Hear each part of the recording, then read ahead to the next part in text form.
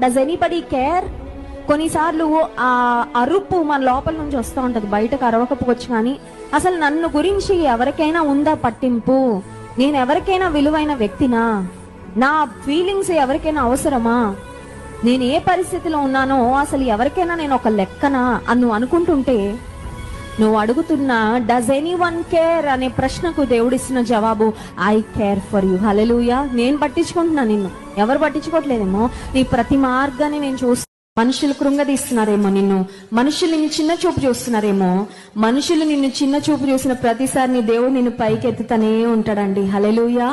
అటువంటి దేవుడు మన దేవుడు. Don't worry.